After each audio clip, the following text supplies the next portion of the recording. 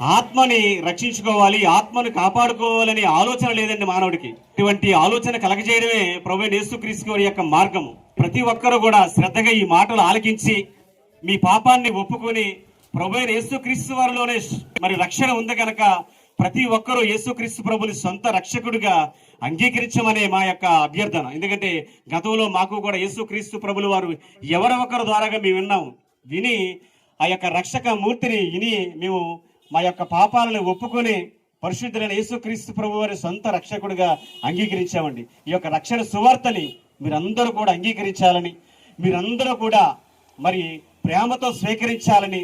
ఎందుకంటే మానవుడికి అతి ముఖ్యమైనదండి దేవుడిచ్చే రక్షణ. ఆ రక్షణ ప్రతి ఒక్కరూ పొందుకోవాలని ఈ యొక్క దివ్యమైన రాజ్య సువార్త మీ ముందుకు వచ్చింది.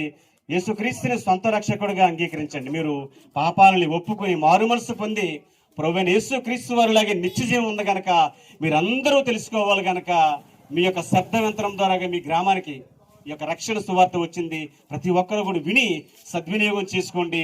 మీ ఆత్మకు మరి మీరే రక్షించుకోవాలని, మీ ఆత్మను మీరే కాపాడుకోవాలని ప్రభు నామంలో మీకు ఈ యొక్క దివ్యమైన ప్రకటన చేస్తున్నాను.